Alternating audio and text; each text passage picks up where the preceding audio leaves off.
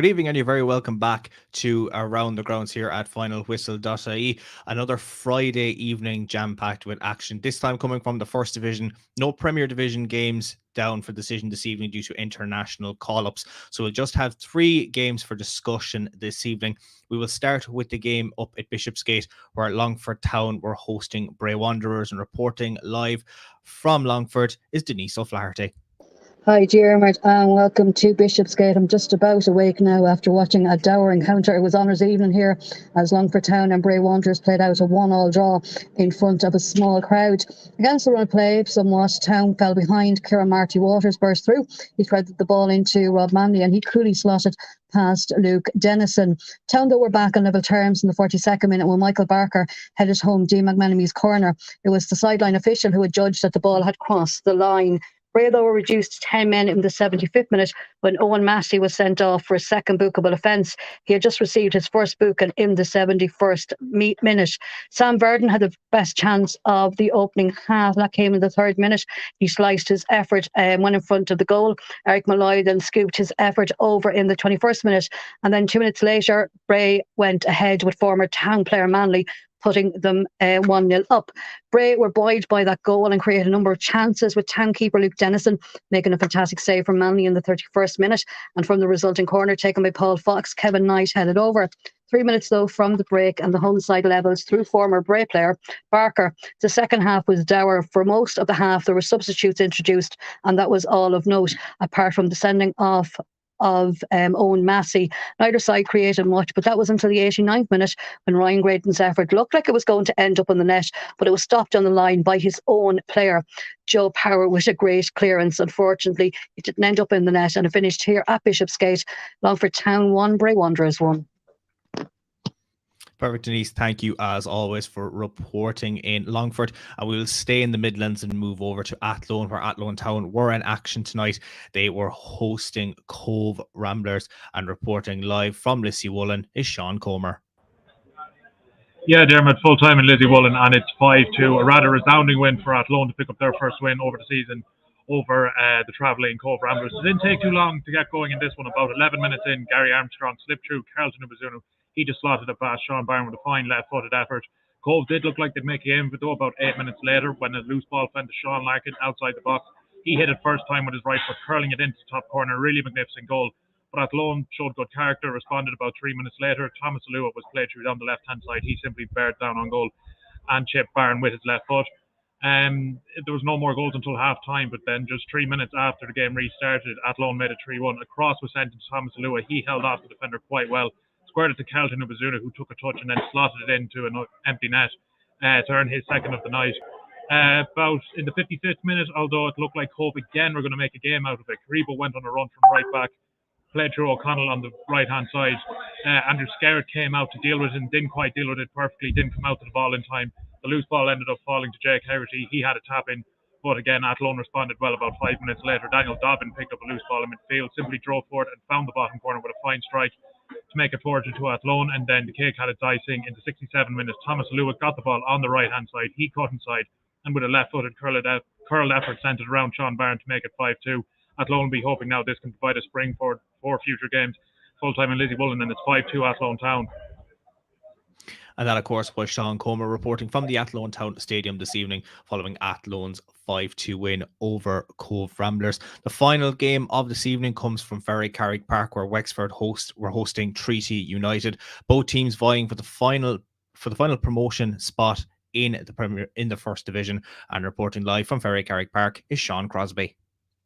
Yes, well, that's a point shared between these two, finishing 1-1 at Ferrycarrig Park. The game got off to a very frantic start when Dean George went on a great solo run, picking the ball up just inside the Wexford half before putting it past Alex Moody with just 2 minutes on the clock to make it 1-0. Despite going behind, Ian Ryan's men did manage to reply fairly quickly. On 6 minutes, Aaron Dobbs' strike from the edge of the box took a very generous deflection to beat Jack Brady to make it 1-1. After that, the game didn't really produce too many more clear-cut chances. It was a very scrappy encounter. Tree had probably the majority of the ball, and they had a few corners really in that first half, but they came to no avail. There was a slight flurry from the host towards the end. Connor Crowley got inside and was in the 6-yard box with a volley that just went across the face of goal.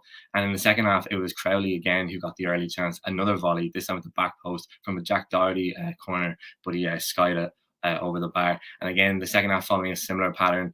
The opening 15 minutes were fairly scrappy, not a lot to really talk about. Alex Moody was in the Wexford goal was one of the standout performers. He was called into action on several occasions, making a nice close range save from a header. And then with 20 minutes to go, a deflected effort from Colin Conroy forced him to make a great acrobatic save. There was a few moments of controversy. Wexford had 2 shouts for penalties, both potential handballs in quick succession, but the referee waved play on.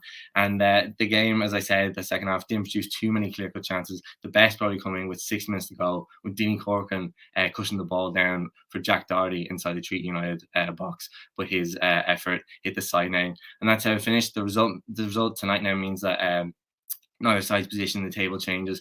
Treaty just inside those playoff places, 3 points ahead of Wexford, and both sides will be back in action next week, looking to keep that push for promotion on. Wexford away to Cove Ramblers and Treaty at home to Athlone Town. So it finishes at this one: Wexford FC 1, Treaty United 1.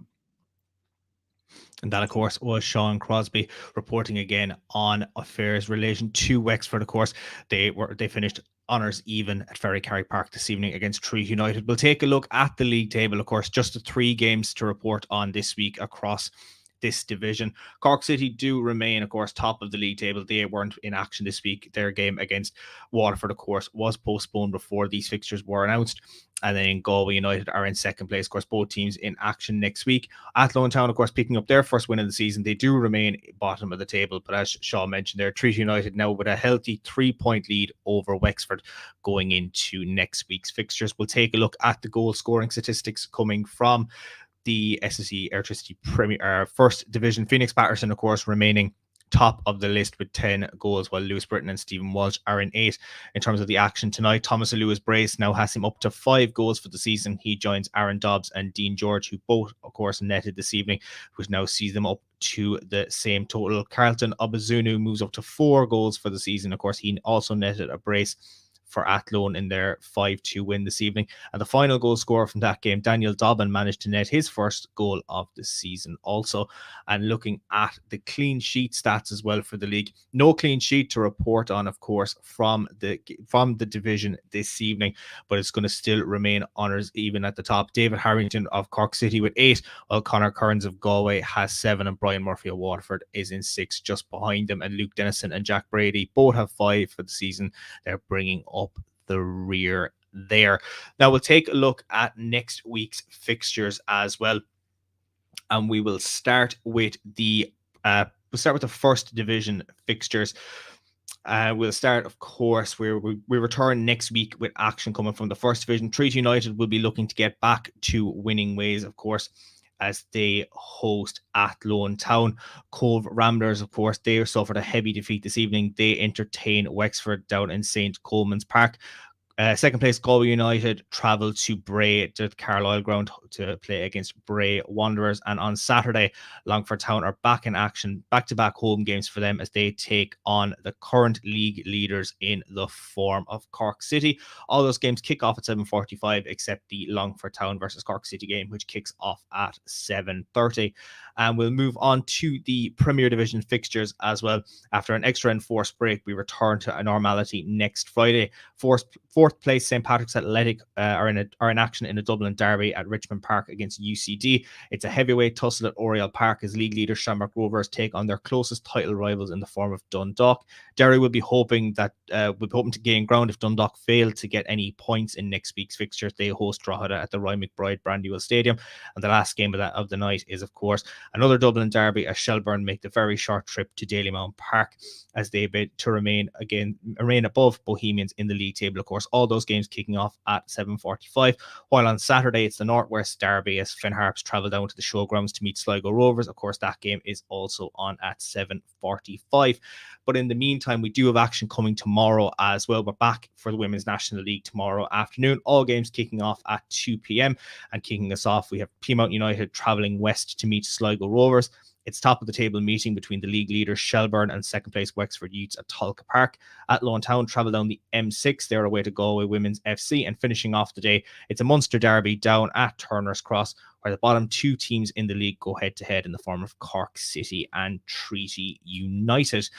So that concludes all of our action from around the grounds this evening. All 3 match reports will be available on the Finalwhistle.ie website, and we'll be back again tomorrow evening for some action in the Women's National League, where you can join us again next Friday, of course, for another round of Premier and First Division in the SSE Men's Electricity divisions. Hope you've enjoyed tonight's show. Have a lovely rest of your Friday evening and have a lovely weekend as well. I'll be chatting to you again next week. But until then, goodbye.